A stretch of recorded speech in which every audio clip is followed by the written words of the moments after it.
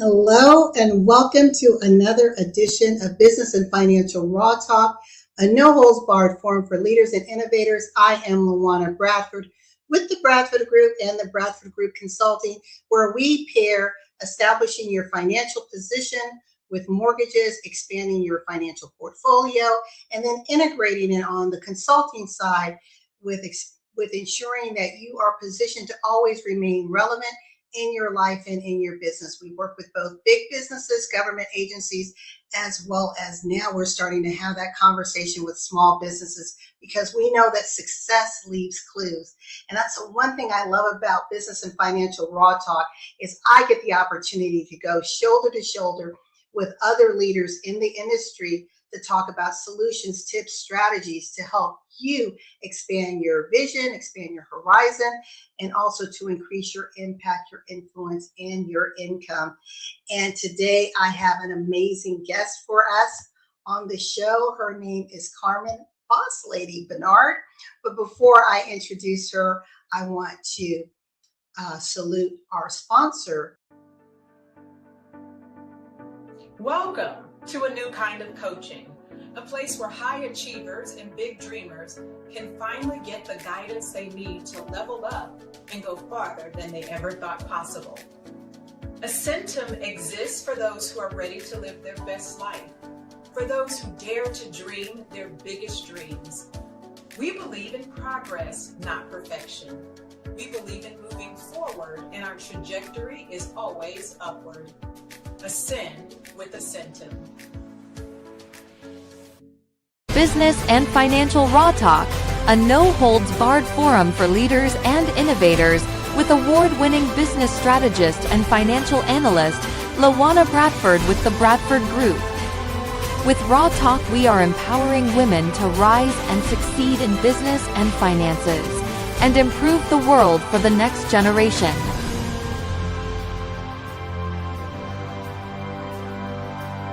Get ready to get raw and real. Live each Tuesday at 6 p.m. Eastern on e360tv.com.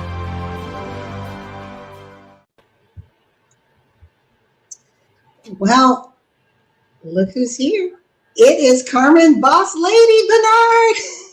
Whoa, thank you so much, LaWanna, for having me on the show this afternoon. I expect to have a wonderful time, have a great conversation.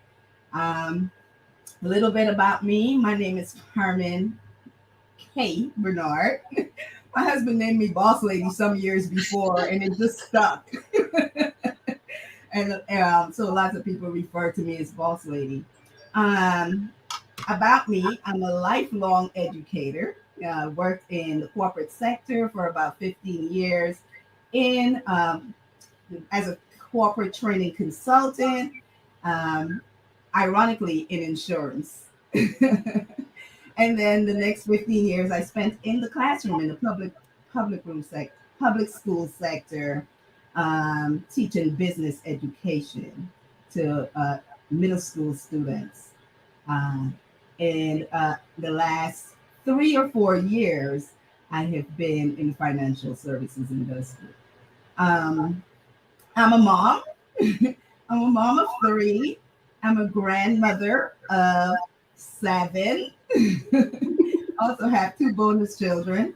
But that's a little bit about me. Why am I doing what I'm doing right now? Hold on. Let's pause for a minute. So let the audience soak all of this in. So what you heard, and I love the way you nicely package your story, your journey, right? So having obviously a passion for education and understanding business strategy, wealth strategies, you've coupled that to now where you're on a mission to help individuals really empower themselves with understanding where they are financially, where they want to go, how to bridge that gap. And that brings us to the title of this show, which is to build generational wealth, you must overcome the wealth gap. And one of the things about Raw Talk, we do get, for those of you that are joining us for the first time, we do get raw. And this is a conversation that we need to have, especially within the marginalized communities, where we are playing catch up.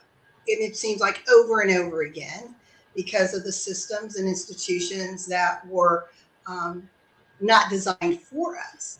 And then when you look at the different economic cycles, 2007, 2008, what happened, and it pushed us back a little further. We start to, build back up. Now we have the pandemic, and we look at those individuals who were hardest hit with the closures of the economy.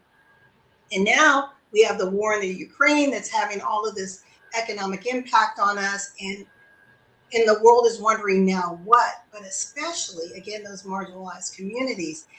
And I want to just pitch it to you, Carmen, to talk about why is this such a passion of yours to help individuals understand that they truly can build generational wealth. But before we get to that, if you could explain what does that mean? Because some people may not know what generational wealth really means. Well, to me, it's the biggest catchphrase right now. Everyone's saying that they're building generational wealth, but we can't have true generational wealth till it's about maybe the third generation when it's truly generational wealth. It's passed down from you to your children, to your grandchildren, to your great-grandchildren. And to me, that's what generational wealth means. And it's a passion or my mission to help the people in our community to understand that we can have that too. And I'm going to be raw with you for a little bit. I'm glad this is raw talk. Yes. Because prior to when I started in the financial services industry, I had a different mission. But as I continue to learn and understand and educate myself about just this little phrase, how money works, I realized that we were cheated. We were cheated. And I can say that for a fact because I told you I spent 15 years in a classroom in the public school system.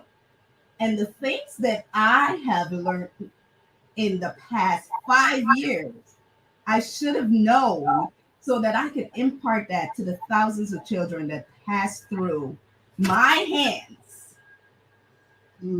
So it really, really made me mad. And I am a woman on a mission to really and truly help us understand how money works so that we can really and truly create generational wealth. And it's not just about money. It's also about education and passing that down. Exactly. But, when we think about, and I don't want to say a but, I want to say and, when we think about money and generational wealth, what money allows us to do. I think about individuals, what we were faced with and are still facing with. I've seen so many GoFundMe accounts because people did not have life insurance coverage, so they didn't have the means to bury their loved ones.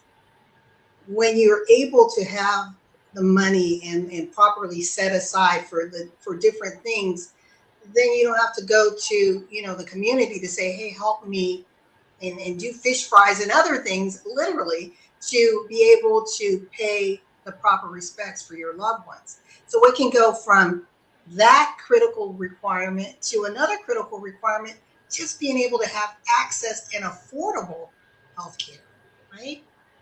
Because I know, Carmen, with, I'm just blessed with, and I don't say this to be boastful, but I'm blessed to come from a family of means. And when I was growing up, I thought that was normal, that every African-American family grew up like I did because I was in this bubble. It wasn't until I grew up and went to school and got married and moved away, because I grew up in Europe and then lived in Arizona, so it wasn't many of us out there, right? But when I came to Atlanta, I started to realize the struggle and really understand it in a way that was different than what I read in books. And like you said, they're the educators. We need to have individuals who can impart basic knowledge, financial management skills to our children at a very early age, so that when they go to college, they're not accepting all these credit cards and end up getting laden with just tremendous debt the moment they walk out the door with their degree, right? You are absolutely right. And you and I are probably from the two opposite ends of the spectrum. I grew up really, really poor. I grew up in a third world country.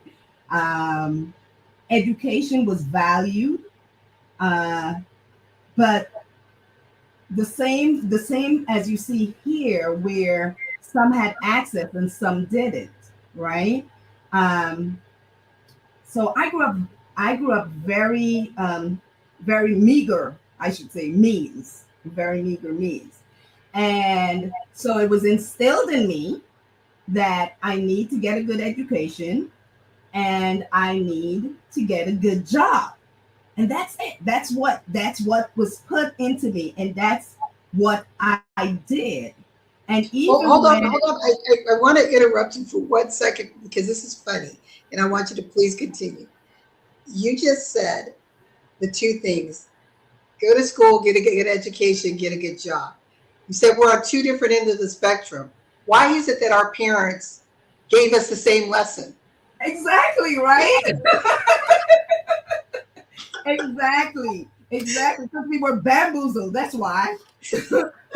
We were bamboozled into thinking, into I don't want to get all political and to that, talk about that slave mentality, but basically it's what it is. If we Yes. were groomed to go work for someone else for 40 years, and then hopefully they will take care of us for the rest of our lives. And so yeah, that is somewhat funny, but not funny. Right. But like you said, okay, so you're in a third world country. I come from I was in a microcosm, so American family, but I grew up in the military community internationally. But those were still the lessons.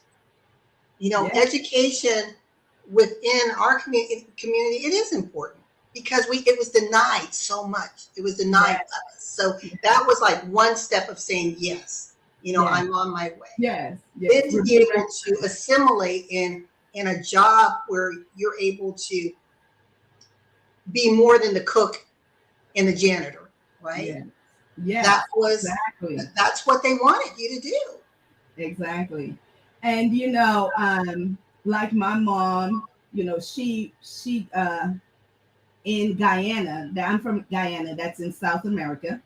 Not to be mixed up with Ghana, because a lot of our people mixes it up with Ghana. It's next to Brazil. Um, but in Guyana, my mom worked for, as a cook, or even when we came over here, she came over here with us for young children, and she still had to go to someone's house to clean and cook and take care of them. I became the mom. That's probably why I have that nurturing type of spirit, because while my mom was taking care of other people's children in order to take care of us, I was taking care of my brothers. And but the most important thing to her was that I go to school, finish high school. Um, she didn't get to do that. Go to college, you know. And I went that non-traditional route, got the associate's degree, and then got the bachelor's degree, and then got the master's degree. And you know what we do, right? We Right. keep getting another degree, another credential, something to kind of level us up, right? Not even worrying about the other thing that is interfering with generational wealth now and continues to be so, which is student loan debt. But that's a different Yeah. story right now. But that we went to school and we accumulated so much debt. And most of us, when we left school, the amount of student loan that we left school with, 10 years later, we owed more than we than when we walked out that door. right? Yeah, yeah, and and I think about your mom, your parents, my parents, and just our grands, everyone whose shoulders we stand on. I mean, they sacrificed in order for us to have, no matter what side of the equation you were in. Like my father is 91 and my mom is 86, and so when you think about what that generation saw and what Right. they had to just be silent and endure so And my brother and I could have, I don't think I could do what they did. I knew I couldn't do it. I know right now that I couldn't do it. I really do. I am proud of my mom, though. My mom is 85. She turned 85 about a month ago. And she was able to go to school and get a CNA, certified Oh, nursing assistant, a certificate and things like that. So I know that it was important. Education was also important to her, although it was denied her, or she didn't have the access to it when she was younger. But she was still able to do that when she was in her 40s and 50s, and be able to go and do that. But just to get back to our conversation, it makes me so mad that we do not teach these things. We're teaching kids in this system to become employees, and that college education is the only way to do that. Right? I saw a right. meme the other day. This was kind of funny. I saw a meme the other day, and it said, the teacher told me that I was going to grow up to be a garbage man, but she didn't tell me that I would be making more money than she was. Yes, that is true. But I think that what has happened is that education has changed, right? Um, People can succeed in different ways. Everyone does not have to go to college, right? If Exactly. you asked me this, if you asked me this 30 years ago, I would have given you a different answer because I was still bought in to, you are going to go to college, and you're going to go to the best college you can go to as well, right? Because the more money we spend, the better your education is going to be, right? Yeah, that's true. And I was thinking about like how you said you're using certain words, and so to our audience, we're here with Carmen Bernard, who is a wealth strategist and educator, and her mission is to help us to understand how generational wealth is possible, but we have to identify that there is a wealth gap, and how do we hurdle over it. And so we're just having this raw conversation right now, and one of the things that I was thinking about when you were talking is buying into, right? Being conditioned. So we hear all the time about mindset, and I'm not knocking it. The wealth mindset coaches, they have a place, but we have to get down to, when we're talking about our communities, the root of those mindsets, and how some of the limiting beliefs that are there are systemic in nature, based upon all the impressions, all the hurt, all the anguish, all the suffering that we've endured generation after generation after generation. So it's not just saying, oh, I will myself to be wealthy. You got to get over all of the hurt and be able to forgive that and release it, Yeah. and then embrace what is intended for your future. But it's a journey that's not always so easy. It is And not. today, even though slavery in the institutional word of slavery in the US is gone away, corporate slavery is not. No. There No. is still bondage, there is still limitations, there is still hiring hierarchies that we get in the door, but then our ceiling is so much lower than everyone else's, right? Yes. Yes, you're absolutely right. You're absolutely correct.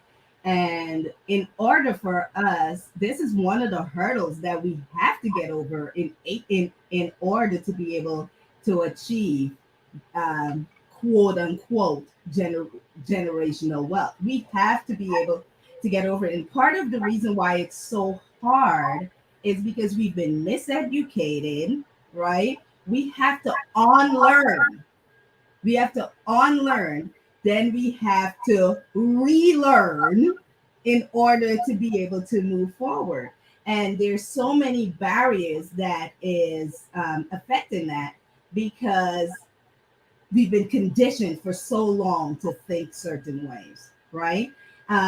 For instance, even now as we are finding ways to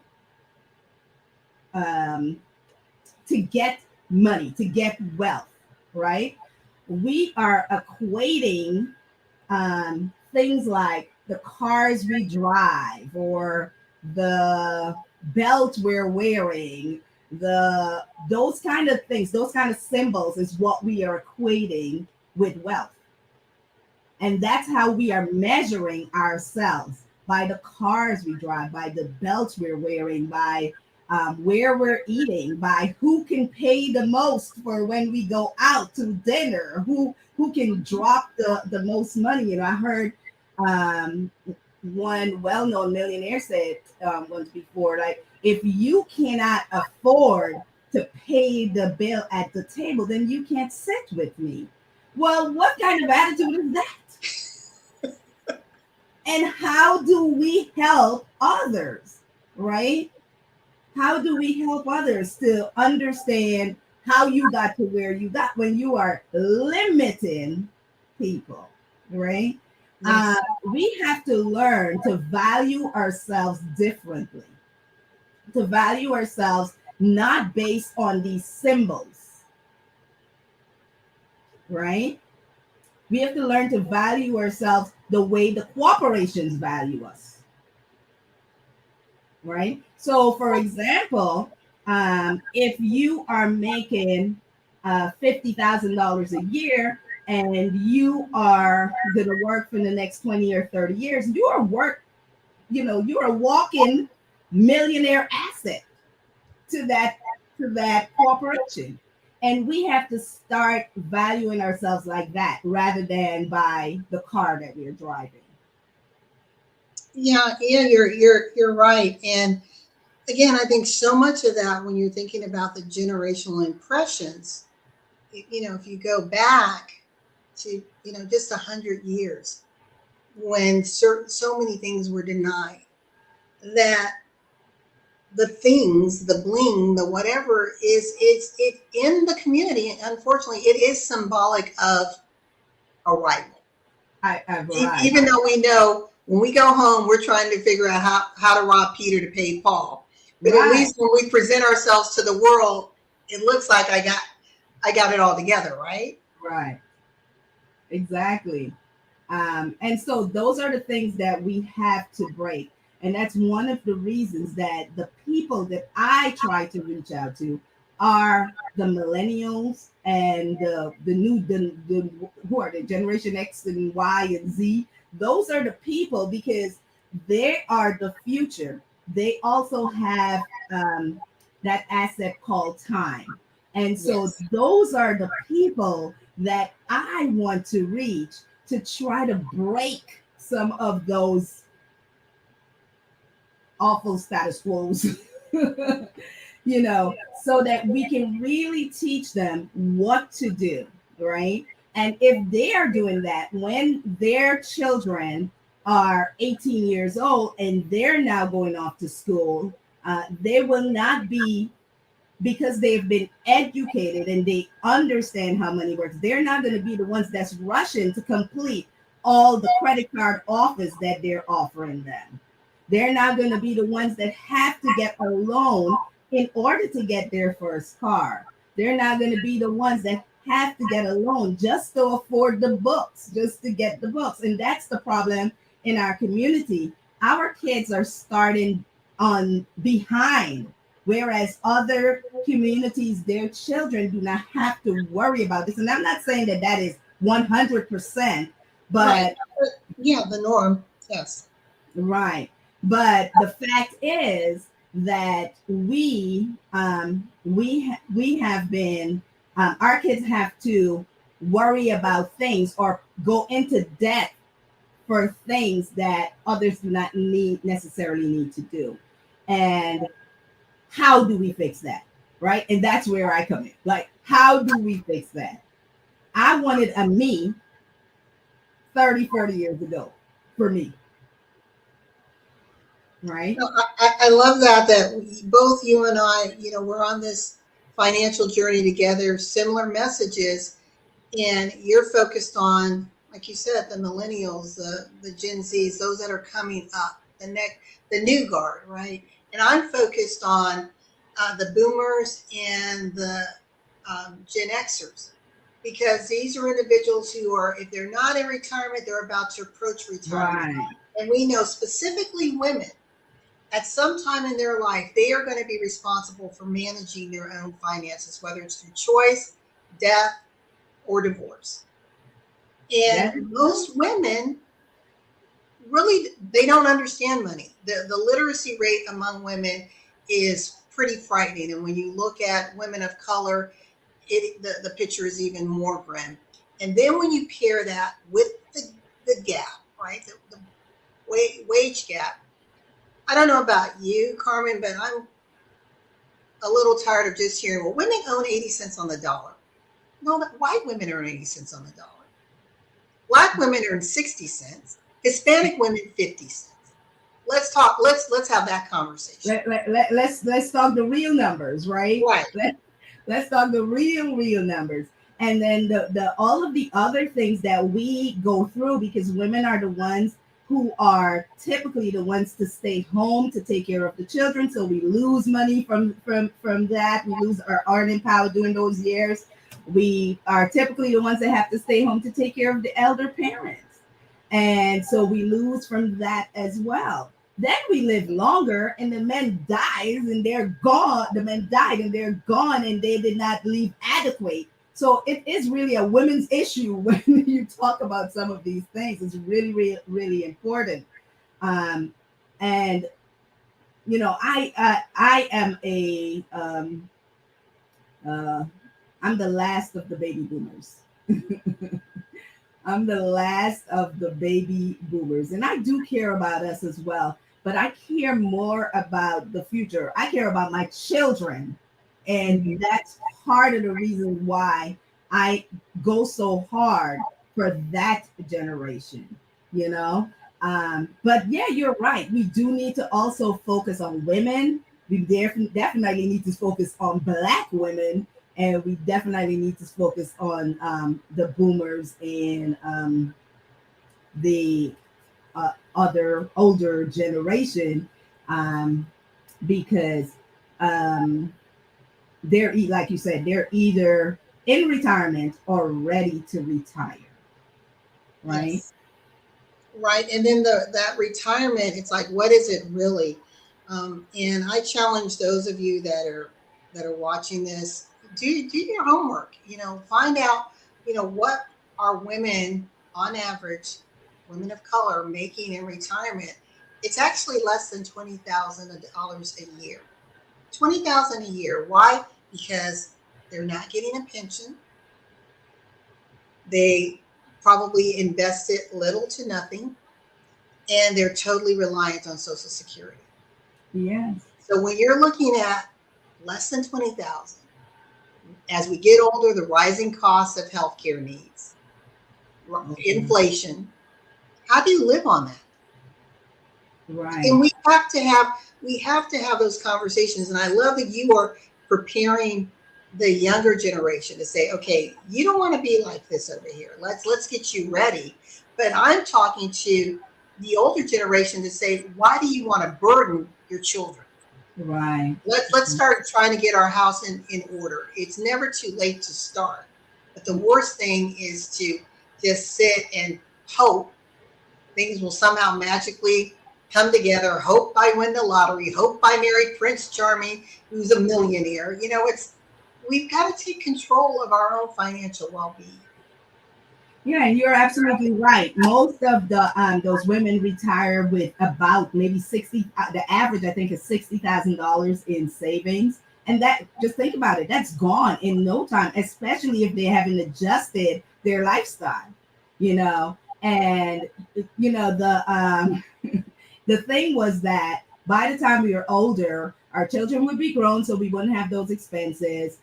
Our house should be paid off. And that's definitely a fallacy, because instead of a 30-year mortgage, we have a series of 10 like 3-year mortgages. We keep refinancing and refinancing and refinancing them. So we're going into our retirement with not only the mortgage, but also the student loan, which is as high as the mortgage.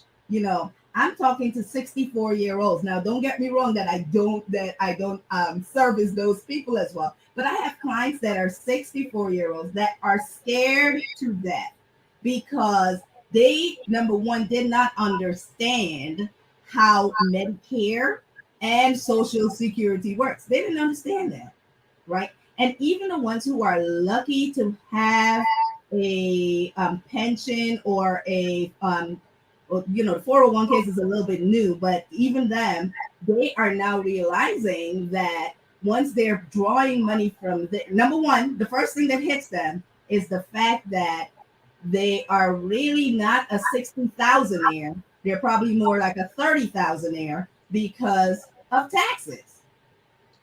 Right. If they didn't prepare on the front end, right? Right, because what did they tell us, right? They told us to max out our 401ks, and not that that's the taxes. Right, we didn't talk about that. They tell you you're going to save on taxes now, right?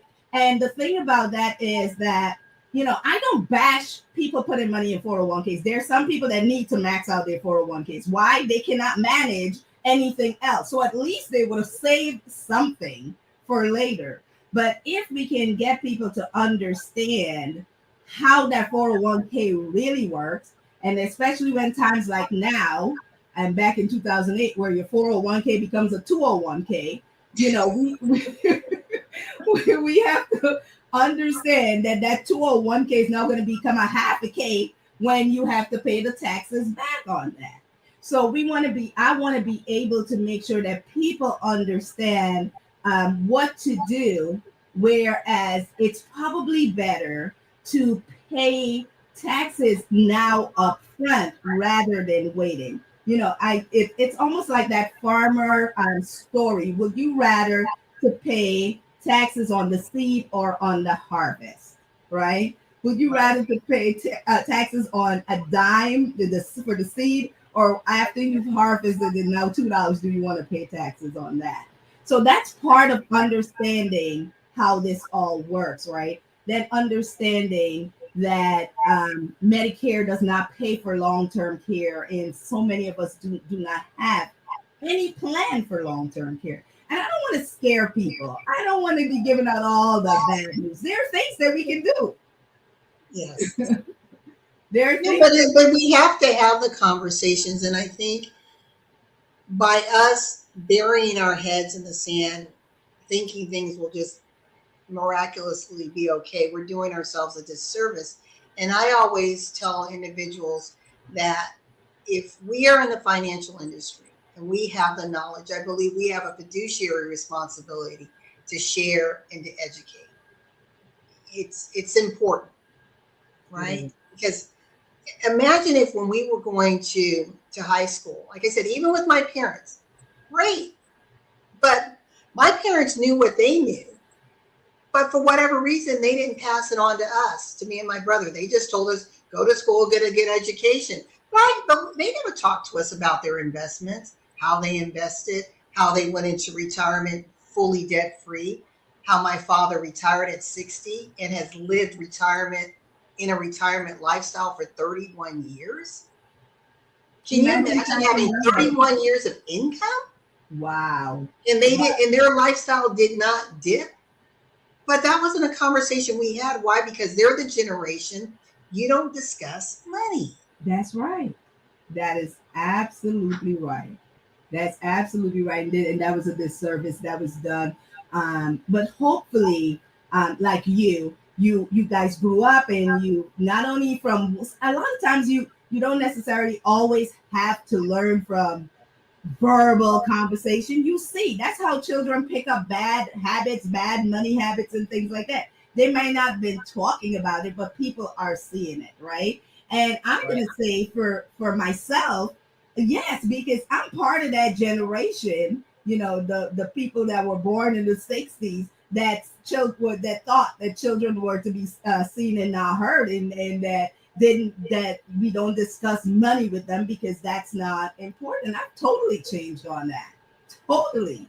You know, but I see that my children, now I'm a lot more vocal, and I can speak with them, and like you said, it's never too late to start. But I know that they were able to kind of look at certain things, maybe ask some questions and garner some things, right?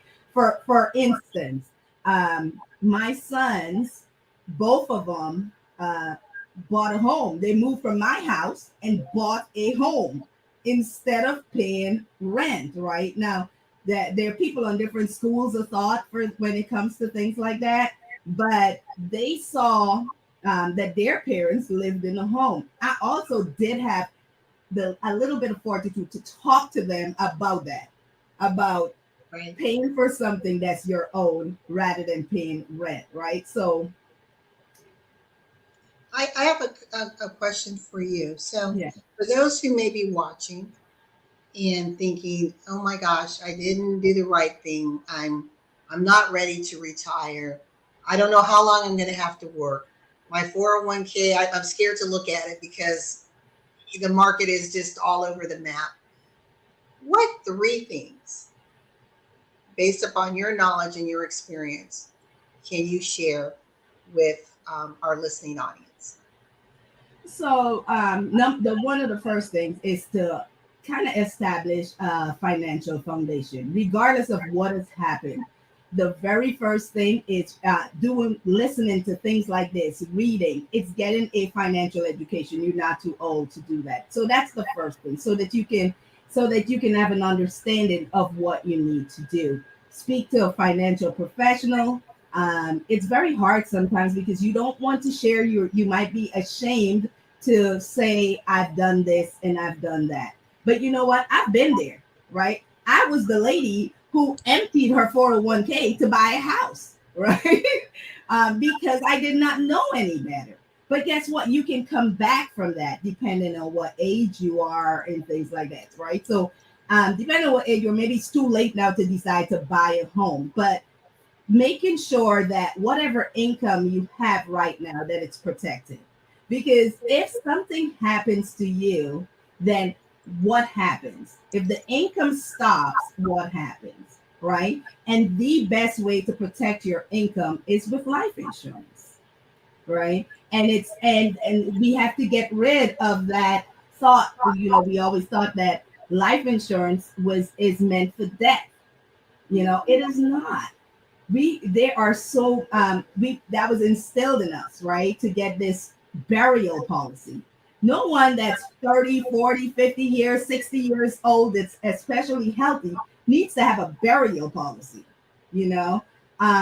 So we want to get something that will help to protect our income, and at the same time protect us if we were not just from death or premature death, but also protect us if we were ill, if we suffered a chronic illness and we are unable to feed ourselves, clothe ourselves, or whether it's for, you know, a couple of years or whether it's for the rest of our lives, we want to have something that's going to protect us from that. And then if we live too long, we want to be able to use that money for retirement. And we can do all of that with life insurance. So first, getting an education. Second, uh, financial foundation, which means get life insurance, get the right type of life insurance, right? I sit down with people and help them to structure life insurance. It's different. You may end up having to do three policies in order to be able to do that. But that's the next thing. Your life insurance also can help you with your emergency funds, right? You want to make sure that you have some emergency funds. But if you are making $50,000 a year, in 6 months of savings is $25,000. Why would you have $25,000 in a bank that's giving you 0.25% interest? Right? So $25,000 does not need to be there. We need to be able to put it in a vehicle where it's going to be working for us. So your life insurance could be, your life insurance could protect you with your emergency funds. You can even use that money to invest. You can use that money to reduce debt. So that's the next thing to do. And then my mom used to say, you can't pull blood from a stone. So sometimes you might have to do something else. You might have to get a side gig. You might have to, I wouldn't say go ahead and trade time for dollars, but start a little business. Every Black person should own a business. I'm not saying work in the business, but they need to own a business. 10% of a business is better than 100% of zero business. Yes. And that was one of the quotes of Henry Ford that both he was talking about leveraging manpower, leveraging the efforts of others. And that's the other thing, is we really need to understand the art of leverage. So if I'm trading my time for dollar, then I only have 24 hours in a day. Right. But if I'm able to create leverage through other income streams, or my money is making money while I'm asleep. Right. That's the good thing. Now, I do have one question for you before I take myself down, and I want to give you 5 minutes just to speak independently with our viewing audience. So with life insurance, what do you say to individuals, okay, especially now we're in the pandemic and we have these pre-existing conditions that they're now discovering because of COVID. And so what can someone do who may have a pre-existing condition? Does that mean the life insurance, as far as the living benefit, is that now off limits? It's only for those who are healthy? So that's a great question. And it just depends on, each and everyone's situation. So for instance, if we have someone that is uninsurable, right? There's some other things you can look into, what it's doing an annuity, whether you have some 401ks that you want to roll into an annuity that will help to still give you lifetime income, because that's the only thing that can protect you and give you lifetime income. And then if you die too soon, the money still goes to your beneficiaries, right? You also have the ability to, when we're talking about high cash value mutual whole life policies that's done with a dividend paying whole life company, you are able to maybe have the insurance on to be able to grow the money to do the things that you still need to do on an insurable interest. No, maybe a child, an adult child, or a grandchild, or something like that. So you're still the owner of the policy and you have control of the money, right? So that's another thing to do. There's also some other vehicles, like you might be uninsurable, but we might have a spouse that is that we were able to put the insurance on. And so there are ways to still get around and protect us from living too long or dying too soon. We still have some ways to do that. And listening to what you're saying, I think you're just emphasizing also the importance. We can't know everything, and sometimes we're not even going to know what to ask. And by surrounding ourselves with those professionals, having your accountant, having your banker, having your insurance provider, having your broker, I mean, the list goes on and on, financial planners, all of these come with different knowledges and skill sets that collectively can help insulate you so that you're living the life that you want.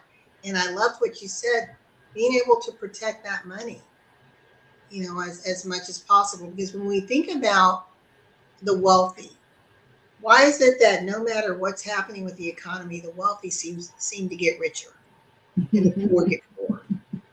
So Yeah, success leaves clues. They're principles that they're right. applying over and over and over again. And so I think we can pick up some of those lessons and apply it to our lives, right? Exactly. And if you don't believe what LaWanna just said, Google it, right? Look and see how much richer Jeff Bezos got during the pandemic. See how much richer he got. And that's part of the reason why I said the first thing that we have to do is to educate ourselves, right? It is not too late and I still have to educate myself. I still read a whole lot. My husband said to me, he said, you are in this, I am trying to wind down and retire. And here you are starting a whole new life. I didn't say this, but I'm a retired school teacher. But this allows me to continue to just do the thing that I love, which is to educate people. You know, I have one of the best lives as I sit back and I see my students that are doing great. And I say to myself, I don't know if all of them will agree, but I know that I had a hand in something with getting them to where they were. And I taught business, and none of this is there. None of this is there, right? Even to something like as easy as like the rule of 72, right? We might have taught children the rule of 72. You might have learned it in college, but you really, really and truly didn't. You took it, you got it in an intellectual way, but not being able to apply it to your own life. And that's what my second life, as my husband says, is what I am doing with it. And I'm going to keep going because I just love it. Well, in the high stakes world of business and sports, time isn't just ticking, it's explosive.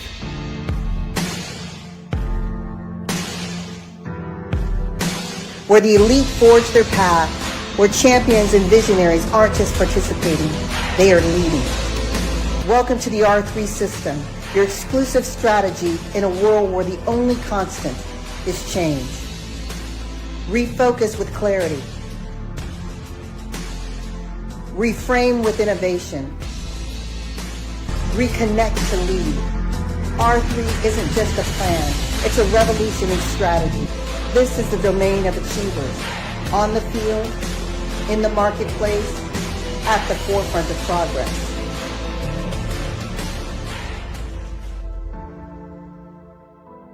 With over 30 years of award-winning expertise in fields from defense, sports, finance, the Bradford Group knows victory.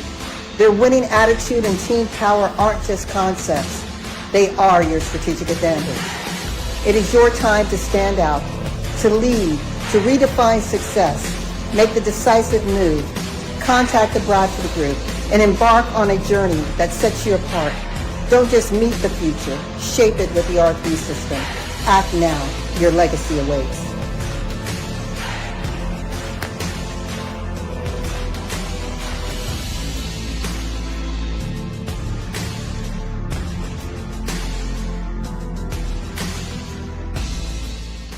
Carmen, we are almost out of time. I'm going to give you about 3 minutes. I'm going to take myself down and feel free to share with the audience anything that you'd like, any lasting tips for them moving forward.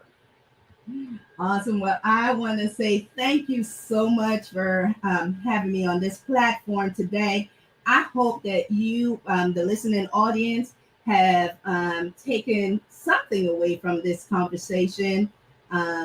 Making sure that you educate yourself on how money works, making sure that you understand how to make money work for you. There's so much going on, whether it's on TikTok, Instagram, Facebook. People are sharing information.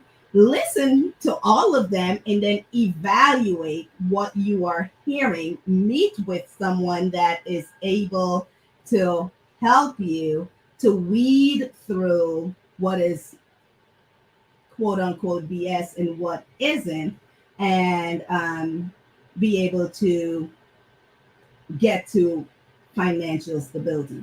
So number one, get a financial education. Number two, get life insurance to protect your income, to protect if you become ill, to protect if you live too long. Use that to help you to safeguard your emergency funds. Use that to help you to eliminate debt. That's something else that we weren't taught that we are able to do with life insurance. Use that to be able to ensure that your children or grandchildren do not have to start with a foot in the ground. They're able to be able to be on par or close to par with other generations, so they don't have to go into debt for necessities such as an education, such as a wedding, such as a home, such as a first car, and things like that. Get yourself a business, get yourself a side gig, figure out what you can do to help you to earn some more money. You don't want another W-2. And businesses help you with taxes. I have already talked a little bit about how you're going to be affected when it comes to pulling out your 401ks and things like that. And last but not least, make sure that you have an estate plan, not just a will. A will is good, but make sure you have an estate plan. And an estate plan is not only for the wealthy. It's an estate plan is for everyone. With that, I want to say thank you. I can be reached at carmen10k.com. I'd love to have a conversation with you. I've made mistakes. I am still learning, but we can learn together. Thank you so much. Thank you so much, Carmen. I really appreciate having you on.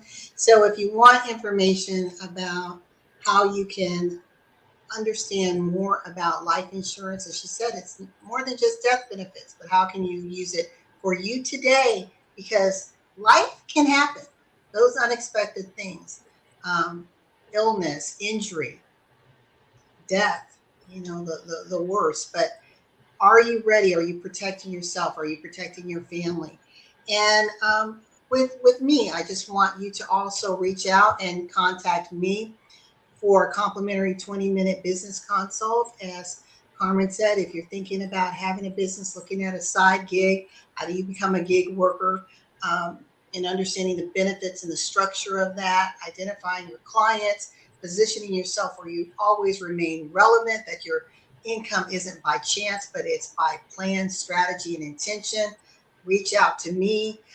Carmen and I are here to help you be the best that you can be in life and in business. And I want to show those tips again: getting that financial education, protecting your income with life insurance, creating the income that you need for your retirement with that side gig. And the fourth thing that she mentioned was having understanding and developing your estate plan.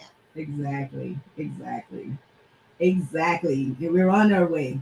I call life insurance love insurance. Also, last but not least, if someone wanted to know how to get into the financial services business in Atlanta, we are having a meeting on Thursday the 9th at the JW Marriott Hotel in Buckhead. Please reach out to me regarding that as well. And you can also help us, because we need a lot of people to help our community.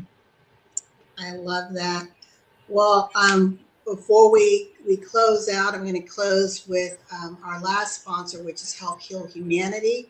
And this is a nonprofit that is reaching out to help improve the lives of the young generation in Haiti. And then we're going to close out. But I want you to just remember that in life and in business, when your vision intersects with opportunity, success is inevitable. Until next time, there's Help Heal Humanity. Thank you, Carmen. Thank you, LaWanna. For the past 5 years, Help Heal Humanity has successfully run an elementary school in Canaan, Haiti. Due to COVID-19, the political unrest, and the recent earthquakes, food is scarce. The students attending our program are coming to school starving, and therefore causing a disruption in their academic goals. We need your help, now more than ever, to provide these students with the nourishment they need to continue their education. Our goal is to raise $100,000 so we can feed 100 kids lunch daily and send them to school in the upcoming year. Thank you for your support.